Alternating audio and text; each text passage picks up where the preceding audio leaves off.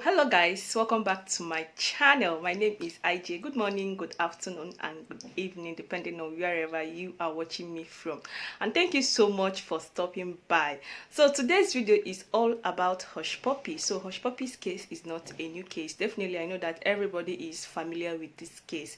So hushpuppi is an Instagram celebrity who loves to live this fake flamboyant life on Instagram. He loves to pepper people with the money that is not his. So last year he was arrested and due to internet fraud. So you guys understand the popular name is Yahoo or whatever. Okay, so as it is now, as it stands now, he is liable to 15 to 20 years in prison. So I'm going to be dropping a video for you guys by Dr. 𝗂𝗵𝗀. Dr. 𝗂𝗵𝗀 is an investigative journalist. I'm not a journalist, you guys know. So she is an investigative journalist. She critically analyzes how hushpuppi and his gang members used to operate.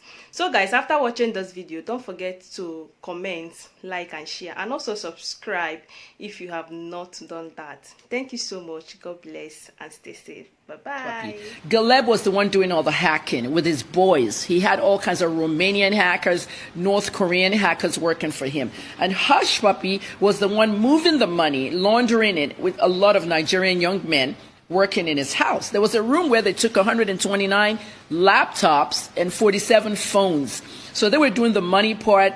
He was doing the hacking part. Now, there was a point in which one of our OAPs here, Daddy Freeze, visited Dubai. And last year, he used that opportunity to visit hushpuppi and wanted a tour of that house. So while they were eating dinner, if you go back to that video, you'll notice a part where hushpuppi actually got up to go away into the room to make a phone call. That phone call, the FBI played it to us. Okay, he left Freeze in the dining table, but he went to make that phone call. What's up, bro? That's hushpuppi. 𝗁𝗏, I'm on the plane. We're about to land. The signal is poor. 922,000 came in. Okay, big money came in. He said, okay, send me the screen. Okay, when I get to the terminal, the plane will, when the plane gets to the terminal, the signal is back, the network. Okay. So hushpuppi wanted the screenshot.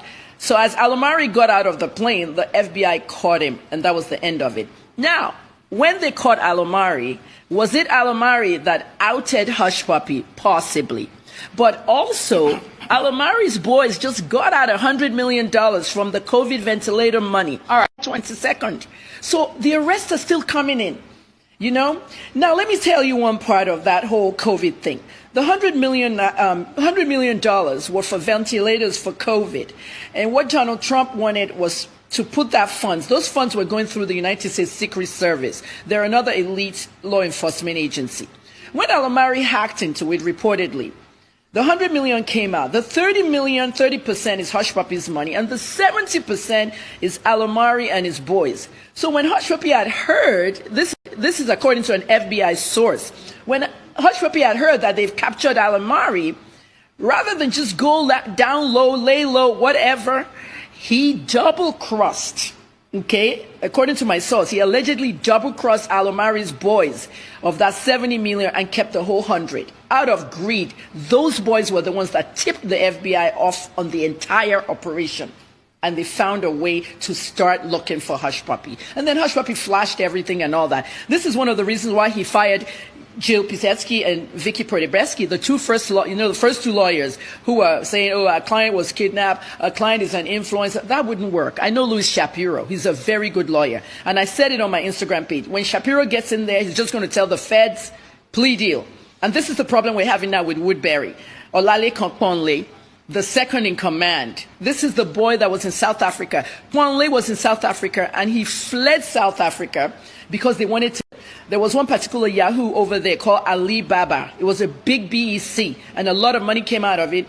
And I heard our boys, were going to share that money, and Woodbury reportedly fled Dubai when he heard they're going to kill him. He didn't want to release the money. They were going to kill him, the cultist boys. And he fled to Dubai and moved with hushpuppi. When he got to Dubai, he settled the boys. But at the end of the day, the BEC emails and the scams were still on Woodbury's phone. And that's why he's having a trouble now with his trial in Chicago. They have another lawyer that they've added to that case. I'm covering that too. The next date is August 6th. His name is Thomas Durkin. And Durkin is another very good lawyer. They're paying these lawyers huge amounts of sums. And Woodbury is in what they call a profit. Okay, Adesua, I mean, let's get personal. You asked me why did I get into this case. One, I'm a journalist. Number two, the same question BBC asked me in London. BBC London called me. They noticed that hushpuppi and I had some interaction. Okay, I was curious. I wanted to follow what was going on. The interaction was years ago. You know, when I came out of 𝗵𝗏𝗺 prison, when I was detained, I was sick, very ill, and I had a huge medical bill, and I had to treat myself. So I did a fundraiser online, and I started going to the DMs of famous stars, people that had money. Okay, I'm blunt. I needed the money.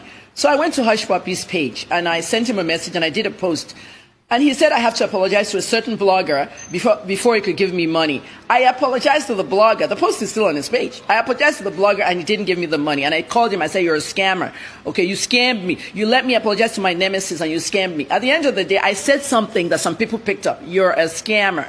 So when I heard this stuff, it came from one of the people in that house, Palazzo Versace, that afternoon, 4 o'clock, our time, 7 Dubai. Said they just arrested hushpuppi. They just raided the house. They just, and that's how I broke the story. Then I followed it since then. And then one of the reporters at the Gulf called me and said, hey, Kemi, hushpuppi going to America tomorrow. I'm speaking with his Arab accent. He said, hushpuppi going to America. I said, America? How? Extraordinary rendition. I mean, activists don't like it. They'll pull you from a third country. Look where hushpuppi is. He's with the U.S. Marshals. He's not in a prison. You know where the marshals are? They have 2 locations that I know of. One in Colorado, underground bunkers. They have a whole city under the ground. And the other one, Florida, in the middle of the ocean. Helicopters come and go. They can't escape. It's for dangerous fugitives. That's what they classified hushpuppi as. And then I saw the charging documents. I saw the crimes. I saw everything. So I would say this case is going to end up with a sentence of, well, I'm not God and I'm not a judge, but with my FBI sources, all the U.S. law enforcement sources, and even sources in the U.S. Embassy. The U.S. Embassy here in Victoria Island has an FBI attaché in there, and they have, because they're doing that because it has changed everything about getting a visa. 2 weeks ago, some of our children who are I-20 visas are stealing 1.7 million, withdrawing it at ATM. We saw them. So the embassy has to be very careful who's getting the visas, and we want them not to let these kids be affected. The ones that are actually going to school are not doing Yahoo. And so with that being said, I'm looking at 15 years for hushpuppi. Good behavior, clean, mop, do dishes, be good to other inmates, be respectful. He'll get out in 15 years. Well, now, after that 15 years, real quick, I know we don't have time, but after that 15 years, you got another big problem, okay? St. Nevis and Kitts, St. Christopher and Kitts, the passport he's carrying, they're going to revoke this passport. A government official is telling me. Okay, because proceeds of the crime purchase that passport. So we now have to look at investment passports. People can buy a passport for 150,000. Yes. Yeah, we have just about a minute to go. Okay. Many young people look up to the likes of Invictus, hushpuppi, Woodbury. What will you say to those young people? These persons as heroes in their own view, and they want to be like them. What I say to them, I'm already saying it to them. Leave this Yahoo alone, okay? So it bigs up the bigger picture, all right? We need money. We want the federal government. I'm saying this now on Arise, and I thank you for giving me this platform. We need the federal government to give us money. I did a content creation seminar 2 weeks ago. This is a 50,000 naira seminar. They don't have that to pay me. They don't have 30,000. I did it for 10,000, and some people did it.